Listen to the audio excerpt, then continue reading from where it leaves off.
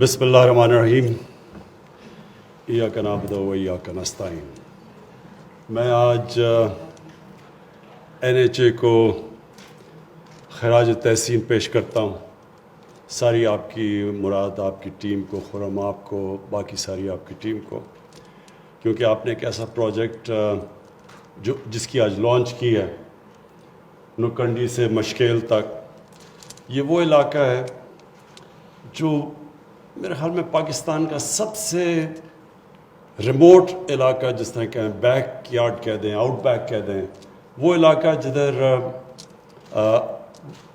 70 سال سے ہمارا ملک جس کو بھول چکا تھا، یہ وہ علاقہ ہے۔ میں بلوچستان کافی پھرا ہوں لیکن اس علاقے میں نہیں گیا، اور جو میں نے بلوچستان کا مسئلہ یہ ہے کہ اتنے بڑے فاصلے ہیں یہاں، اور یہ وہ صوبہ ہے کہ اگر ہم اس کو کنیکٹ کر دیں، یعنی سڑکوں سے یہ کنیکٹ ہو جائے، تو اس میں بہت بڑا پوٹینشل پڑا ہوا ہے۔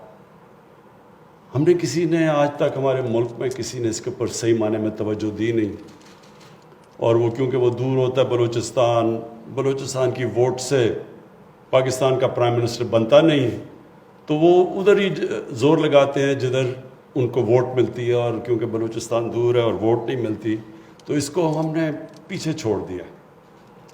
تو یہ جو پروجیکٹ ہے یہ اسی ایک ہماری بڑی کوشش کا حصہ ہے کہ جو لوگ پیچھے رہ گئے پاکستان میں ان کو ہم نے اوپر لے کے آنا ہے، اور جو علاقے پاکستان میں پیچھے رہ گئے ہیں ان کے اوپر پورا کانسنٹریٹ کرنا ہے کہ وہ علاقوں کو اب ہم مین سٹریم میں لے کے ان کو اٹھائیں۔ تو بلوچستان کیونکہ وہ پاکستان کا صوبہ ہے جس کو کسی نے توجہ ہی نہیں دی صحیح معنی میں، اور میں سمجھتا ہوں کہ جتنی ریٹرنز ہمیں بلوچستان میں ان کو کنیکٹ کر کے اس کو ڈیولپ کر کے ملیں گی، کیونکہ پیچھے رہ گیا اور وہ جلدی سے اوپر اس کی ریٹرنز بہت زیادہ ہوں گی۔ تو پہلے تو پاکستان کی فیوچر کے لیے بڑا ضروری ہے یہ جو کنیکٹیوٹی ہے، اور دوسرا پاکستان ایک ہماری فیڈریشن کو مضبوط کرنے کے لیے بہت ضروری ہے، کیونکہ بلوچستان کو لوگوں کو یہ تاثر نہیں جانا چاہیے کہ وہ پاکستان ایک طرف جا رہا ہے اور بلوچستان کے لوگوں کو کوئی فکر نہیں کرتا ان کے حالات کا۔ تو یہ ہر طرح یہ سڑک انشاءاللہ یہ وہ سڑک ہے جس کا لانگ ٹرم میں بہت بڑا امپیکٹ پڑے گا پاکستان پہ۔ اب میں جو اس کے آگے جو بات کرنا چاہتا ہوں وہ یہ کہ دیکھیں، جو ہماری حکومت آئی پہلا سال صرف حکومت نے سروائیو کرنے میں لگایا ہے فائنینشلی۔ کبھی بھی پاکستان کو کسی حکومت کے لیے اتنے بڑے معاشی مسئلے نہیں آئے جو ہماری حکومت کو آئے ہیں۔ کبھی اتنے بڑے خسارے نہیں ملے، کبھی اتنے بڑے قرضے نہیں ملے کسی حکومت کو، اور خوف ڈیفالٹ کرنے کا کہ اگر ڈیفالٹ کا مطلب کہ اگر آپ بیرونی ملک کی اپنی جو آپ کی قرضے ہیں ان کی قسطیں نہ دیں تو ڈیفالٹ کر جاتا ہے، اور جب ملک ڈیفالٹ کرتا ہے تو جو سب سے بڑا امپیکٹ ہوتا ہے اس کی باہر کے ملکوں سے بینکوں سے سارے اپنے رابطے کاٹ دیتے ہیں، اور وہ اس کا امپیکٹ ہوتا ہے کہ آپ کا روپیہ گر جاتا ہے، اور جب آپ کا کرنسی گرتی ہے ساری چیزیں مہنگی ہو جاتی ہیں۔ تو ہمیں وہ پہلا سال تو وہی اس میں گزر گیا، دوسرا سال کرونا آ گیا۔ اللہ کا شکر ہے کہ دنیا میں اکنالج کیا جاتا ہے کہ اگر کسی ملک نے بھی سب سے بہترین اپنے ملک کو کرونا سے بچایا اور اپنی معیشت کو بچایا وہ پاکستان ہے۔ تو ہم اس سے خیر ابھی بھی تیسرا ویو ہے، لیکن ابھی تک آپ اپنے ہمسایوں کو دیکھ لیں اور اس سے مقابلہ کریں پاکستان کا، تو اللہ کا شکر ہے، ہمیں اس کا اوپر والے کا خاص شکر ادا کرنا چاہیے کہ ہم نکل گئے ہیں اس سے، بڑے مشکل وقت سے نکلے ہیں، اور انشاءاللہ نکل بھی جائیں گے اگر ہم سب یہ ذرا فیس ماسک کے اوپر ہی SOPs پہ زور ڈالیں تو انشاءاللہ نکل جائیں گے۔ لیکن جو انشاءاللہ جب ہمارے 5 سال مکمل ہوں گے تو میں کیا دیکھنا چاہتا ہوں، میں جو آگے پکچر کر رہا ہوں کس طرح کا میں پاکستان دیکھ رہا ہوں۔ سب سے پہلے تو جو ہمارے مخالف ہیں، جو مافیاز ہیں، وہ یہ نہیں سمجھتے کہ ہم فیل ہو رہے ہیں، ان کو خوف یہ ہے کہ ہم کامیاب نہ ہو جائیں۔ کیونکہ پختونخوا کے اندر جب ہماری کمزور گورنمنٹ آئی، کولیشن گورنمنٹ پارلیمنٹری ڈیموکریسی میں بڑی کمزور ہوتی ہے، تو ہم کولیشن گورنمنٹ میں تھے، اور پختونخوا میں ایک باری دیتے ہیں گورنمنٹ کو، اس کے بعد دوسری باری وہ نہیں دیتے. تو جب دوسرا الیکشن آیا، بار بار ہم سنتے بھی رہے کہ جی کدھر ہے نیا پختونخوا.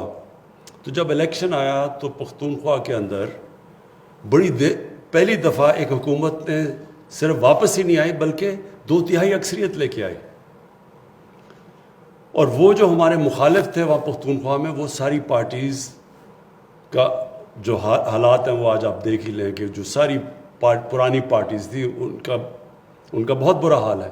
وہی ڈر لگا ہوا ہے اب یہاں ان کو کہ باقی سارے پاکستان کے اندر آپ، کیونکہ فیڈرل لیول پہ ہماری حکومت آئی ہے تو ان سب کو ڈر لگا ہوا ہے کہ کامیاب نہ ہو جائے. تو اس لیے پہلے دن سے شور مچا دیتے ہیں کہ فیل ہوگی گورنمنٹ، خواہش ہے ان کی فیل ہونے کی، کیونکہ ان کو اپنی سیاسی موت نظر آ رہی ہے. لیکن میں کیا دیکھنا چاہتا ہوں؟ پہلے تو میں یہ دیکھنا چاہتا ہوں کہ 5 سال کے بعد ہمارے ملک کے اندر جو سڑکیں مراد سعید نے جو بات کی ہے بالکل کہ 6000 کلومیٹر کی اب ہمارے منصوبے بنے ہوئے ہیں، لیکن ان علاقوں کی سڑکیں جن میں جو پاکستان کو کنیکٹ کر دے گا، اس میں بلوچستان میں بہت زیادہ سڑکیں کبھی کسی گورنمنٹ نے اتنی سڑکیں بلوچستان میں نہیں بنائی جو ہمارے 5 سال میں انشاءاللہ بنے گی. اس کے علاوہ جو میں چاہتا ہوں کہ جو 2 چیزیں جس کے اوپر میں بار بار کہتا ہوں کہ ایک قوم جب عظیم قوم بنتی ہے تو اس کی بنیاد 2 چیزوں پہ رکھی جاتی ہے، اور یہ جب ہم مدینہ کی ریاست کی بات کرتے ہیں تو وہ 2 چیزوں کے اوپر وہ ایک ریاست کھڑی ہوئی تھی جو دنیا کی سب سے بڑا انقلاب آیا تھا دنیا کی تاریخ میں. تو ایک تو قانون کی بالادستی، اس مت بڑا سمپل ہے، تحریک انصاف کی تحریک، کہ سب انصاف کا مطلب سب قانون کے سامنے ایک برابر.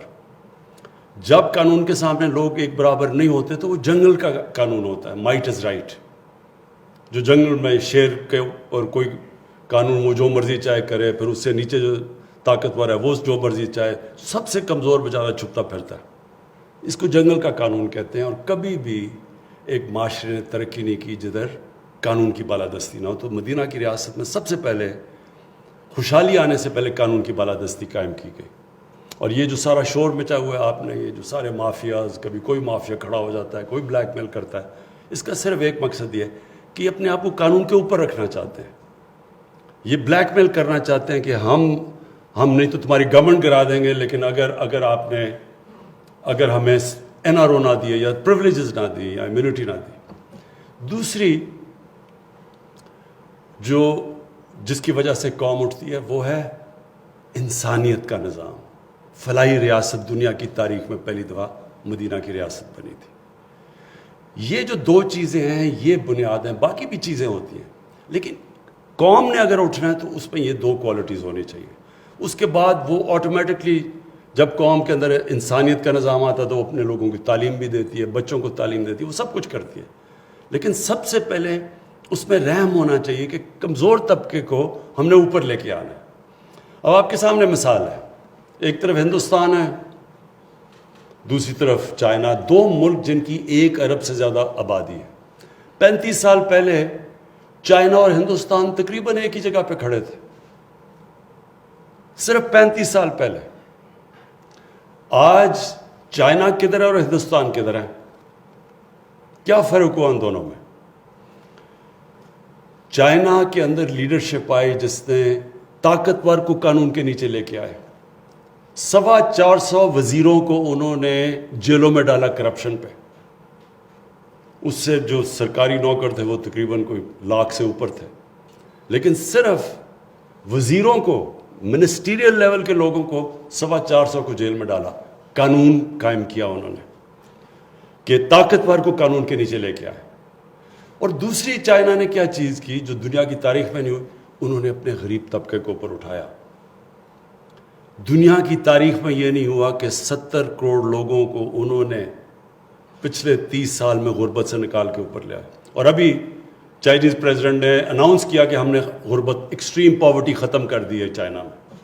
ہندوستان میں دیکھیں کتنے وزیروں کو انہوں نے جیلوں میں ڈالا. اور پھر غربت دیکھیں، سب سے زیادہ امیر اور غریب میں ہندوستان میں فرق ہے.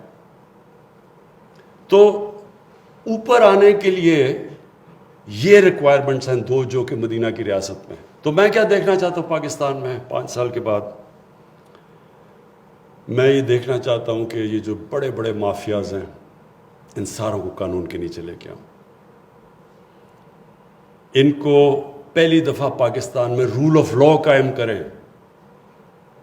رول آف لا کا مطلب ہوتا ہے قانون کی حکمرانی. جو جنگل کا قانون ہے اس میں طاقت کی حکمرانی ہوتی ہے. اگر کسی نے کلاسک اگزامپل دیکھنا ہے پاکستان میں کیا ہوا، 90 کی دہائی میں 88 میں پیپلز پارٹی پاور میں آئے، آصف زرداری سیدھا پرائم منسٹر ہاؤس. 90 میں پیپلز پارٹی جاتی ہے، Asif Zardari prime minister house سے سیدھا جیل میں کرپشن پہ. 93 میں نون لیگ جاتی ہے، پیپلز پارٹی پھر پاور میں آتی ہے، وہ جیل سے سیدھا پرائم منسٹر ہاؤس. اور 96 میں جیسی پیپلز پارٹی جاتی ہے وہ پرائم منسٹر ہاؤس سے سیدھا جیل میں. تو وہ قانون کی حکمرانی نہیں تھی، طاقت کی. جب طاقت میں آؤ سارے کیسز ختم. جیسے ہی آپ طاقت سے جاؤ سیدھا واپس جیل میں. تو یہ قانون نہیں ہے. تو یہ جنگ لڑی جا رہی ہے، تحریک انصاف، قانون کی جنگ. تو یہ میرا سب سے بڑا ہے کہ انشاءاللہ بڑے بڑے مافیاز کو قانون کے نیچے لے کے آئیں گے. یہ میرا پہلا آبجیکٹو ہے. اور دوسرا آبجیکٹو یہ ہے کہ جو اپنے کمزور طبقے کو ہم ایسا اٹھائیں گے جو کبھی پاکستان میں پہلے نہیں اٹھایا. مثلا سب سے زیادہ پرابلم ہوتا ہے لوگوں کو جب ایک غریب گھرانے میں بیماری ہوتی ہے. شوکت خان ہم اس لیے بناتا ہے غریب آدمی کو. جب کینسر میں دیکھا تو میں نے سوچا کہ ہم اتنا مہنگا علاج ہمارے لیے اتنا مشکل ہے تو اس غریب گھرانے میں کیا ہو رہا ہوگا. اسی طرح جو اب ہمارے 2 صوبوں کے اندر جدھر ہماری حکومت ہے ہیلتھ کارڈ لے کے آئے، یہ انقلاب ہے. یہ میں آج آپ کو کہہ رہا ہوں کہ 5 سال کے بعد آپ دیکھیں گے کہ پرائیویٹ سیکٹر ہاسپٹلز بنا رہا ہوگا دیہاتوں کے اندر. ادھر بلوچستان کے علاقوں میں بنا رہا ہوگا کیونکہ وہ بھی ہیلتھ کارڈ، وہ بھی ہیلتھ انشورنس لے کے آ رہے ہیں بلوچستان میں. اب تک کیوں نہیں جاتا تھا پرائیویٹ سیکٹر گاؤں میں دیہاتوں میں؟ کیونکہ ان کے پاس پیسہ نہیں تھا اس کے لیے. اب سب کے پاس ہیلتھ کارڈ ہوگا. تو پرائیویٹ سیکٹر پہلی دفعہ ایک پاکستان کے اندر ہسپتال بنائے گا. یہ آپ دیکھتے رہیں کہ یہ آغاز ہم نے کر دیا ہے. پختونخوا کے اندر سب شہریوں کو ہیلتھ کارڈ مل گیا، ہر خاندان کو. پنجاب کے اندر اس سال کے آخر تک سب شہریوں کو ہیلتھ کارڈ مل جائے گا. دوسری چیز یہ جو ایک پاکستان میں عذاب انگلش میڈیم، اردو میڈیم، دینی مدرسے، یہ پہلی دفعہ ایک کورس سلیبس پاکستان میں لے کے آ رہے ہیں. اگر انگریزی میں آئی ٹی کے لیے انگریزی چاہیے تو سب بچوں کو انگریزی پڑھائیں. یہ کیا کہ صرف ایک طبقے کو انگریزی اور اچھی نوکریاں. یہ پہلی دفعہ آ رہا ہے پاکستان میں بڑی مشکلوں سے. اور میں اپنے فیڈرل ایجوکیشن منسٹر کو داد دیتا ہوں شفقت محمود کو. انہوں نے بڑی کنسلٹیشنز کر کے ایک کورس سلیبس لے کے آ رہے ہیں جو ساری سب ڈیولپڈ ممالک کے اندر ہر جگہ ایک ہی چیز ہوتی ہے. ایک کورس سلیبس ہوتا ہے، پھر ایکسٹرا سبجیکٹس ہوتے ہیں جو کہ ڈفرینٹ سکولز پڑھاتے ہیں. اور پھر جو ہماری کوشش ہے فلاحی ریاست بنانے کی، پناہ گاہ، ہر جگہ جدھر مزدور جاتے ہیں ہماری کوشش ہے کہ وہاں ایک پناہ گاہ ہو کہ مزدور آ کے مفت ٹھہر سکیں، ان کو کھانا دے سکیں، ان کو اچھی رات سو سکیں، ان کو کرایہ نہ دینا پڑے، ان کو کھانے پہ پیسے خرچ نہ کرنا پڑے، تاکہ جو بھی پیسہ بچے وہ اپنے گھر بھیج سکیں.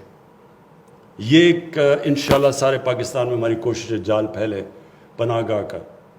اور دوسرا انشاءاللہ یہ جو ہماری کوشش ہے اب کہ ہماری ٹرک چلے جن کے اوپر کچن بناؤ، ہر غریب علاقے میں جائیں کہ کوئی بھوکا نہ سوئے، کہ بنیادی چیز پہ غریب علاقوں کے اندر لوگوں کے پاس کھانا ہم پرووائڈ کر سکیں. اور پھر قانون کے اندر جو ہم نے کوشش کر رہے ہیں کہ آ گیا پختونخوا کے اندر تو آ گیا سول پروسیجر کوڈ کو چینج کر کے اس میں اصلاحات کی ہیں. پنجاب میں آنے والی ہیں تھوڑی، اس میں اس وقت کہیں عدالت میں چیلنج ہوا ہے. کوشش یہ ہے کہ اب زمینوں کے کیسز ہیں وہ 50 سال لگ جاتے ہیں، تو یہ نیا سول پروسیجر کوڈ کے سے 1 سال کے اندر کیس کا فیصلہ ہونا پڑے گا. تو اس سے بھی ایک بہت بڑا انقلاب آئے گا جو اب تک نہیں آیا. تو انصاف ملے لوگوں کو, عام لوگوں کو تعلیم ملے اور ایک موقع ملے ان کو اوپر آنے کا. اور پھر جو دو بڑے شعبے ہیں انڈسٹری اور ایگریکلچر, اس کے اندر ابھی بھی پاکستان کی انڈسٹری جس طرح آج اٹھ رہی ہے, میں دعوے سے کہتا ہوں کہ 50 سال کے بعد پہلی دفعہ پاکستان کی انڈسٹری اٹھ رہی ہے. جو انسینٹیوز ہم نے انڈسٹری کو دیے ہیں, لارج سکیل مینوفیکچرنگ کے اندر جو گروتھ ہو رہی ہے, یہ سارے جو ہم نے انسینٹیوز دیے ہیں, آپ دیکھتے رہیں کہ یہ 5 سال کے بعد ہماری انڈسٹری کدھر جائے گی, روزگار کتنا ملے گا. لیکن جو زرعی اصلاحات ہم کرنے جا رہے ہیں, جو ہے کسان کارڈ لے کے آئے ہیں پنجاب کے اندر, انشاءاللہ آپ دیکھیں گے کہ کسان کی ہم نے زندگی بدل دینی ہے.